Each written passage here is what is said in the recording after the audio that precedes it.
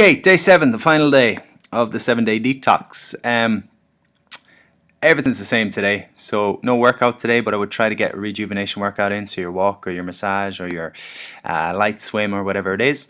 Get your 3 main meals, get your minimum 2.5 litres of water, your 20 minutes barefoot walking, and get to bed by 11 p.m.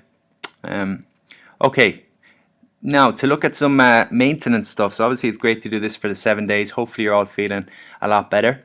Maybe you've dropped a few pounds, maybe you're just feeling fresher, feeling more awake in the morning. Obviously, if you go back to eating the way you've been eating and not doing the training and everything else, you're just going to get back to where you were. Sometimes when people come off a diet and they go back to regular eating, they kind of blame the diet and they say the diet failed.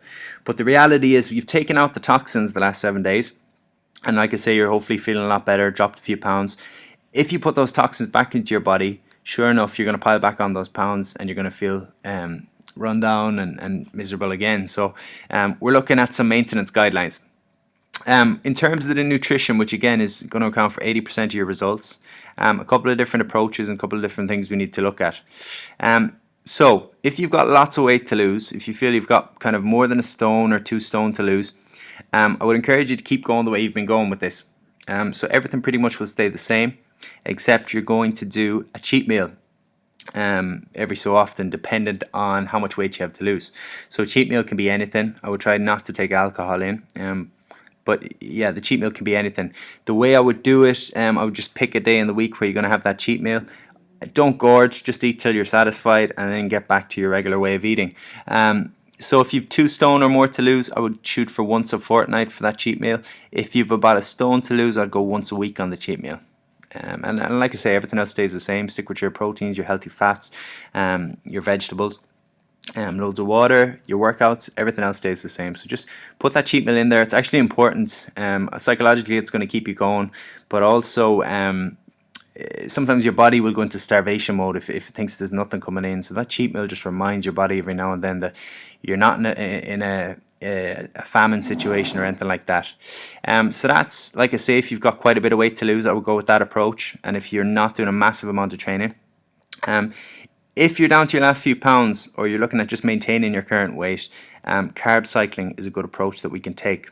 Okay, so the idea here is that you're going to be taking in more carbohydrate on your active days than other days. So on your days where you're doing your tough training sessions, maybe your Monday, Wednesday, Friday, you're going to take in more carbohydrate. So I would say always take in post-workout carbs. So after your training session, you're going to take in some fruit, post-workout carbs. And then 3 days in the week, I would take in an additional serving of carbs with either your breakfast, your lunch, or your dinner. I would try to go gluten-free with carb sources, so something like sweet potato, brown or basmati rice, gluten-free porridge are going to be good options. And again, the cheat meal. With the cheat meal, assuming you've only got a couple of pounds to lose or you're just looking at maintaining where you're at, I would do your cheat meal every 5 to 7 days. So that's a basic look at what you should be doing with the nutritional side of things going forward. Supplementation, I didn't want to push supplements with the 7-day detox because I wanted to make it as accessible as possible to people. But the supplements are going to help. If you're doing everything else right, they're going to make a difference. So the ones that I usually push or recommend would be wheatgrass or a greens drink. So this is going to do basically what the green veg is doing. But it's a good addition to put in there. So it's going to help alkalize your body. So something like wheatgrass, teaspoon of wheatgrass into water. Glutamine is great for digestive health. It's also good for recovery. Again, you're going to go about a teaspoon into water first thing in the morning and last thing at night. A protein drink. So this can be a whey protein or it can be a vegan-based alternative. So something like rice or hemp protein. Zinc and magnesium are going to be beneficial in helping your sleep. And omega-3 fish oils have numerous health benefits. I would try to take omega-3 fish oil with each of your main meals. That's your supplements going forward. Training. It's important with the training that you have a goal. Just to keep you going and to keep you focused and to have more structure to what you're doing.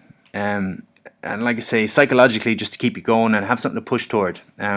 Forget about the weighing scales and forget about even your measurements and stuff like that. And just work towards a fitness goal, and the weight's going to take care of itself and everything else is going to take care of itself. So what I would do is pick your goal. You might want to do a triathlon, you might want to do a weightlifting competition, you might just want to continue to do the kind of workouts you've been doing. But whatever you're doing, remember to divide your workouts into your tougher sessions and then your rejuvenation sessions. So if you're doing 3 tough sessions a week, make sure you're doing 2 to 3 rejuvenation workouts, so your massage or your walk or whatever else, just to ensure you're not overtraining, you're not putting too much stress on your body, and you're taking care of yourself. So that's pretty much it. Hopefully everyone's gone on really well. Let me know how you've done, how you're feeling, and everything else. And hopefully that's given you some ideas for maintenance. If you've made it this far, very well done. I hope you're feeling great, and I will speak to you all soon.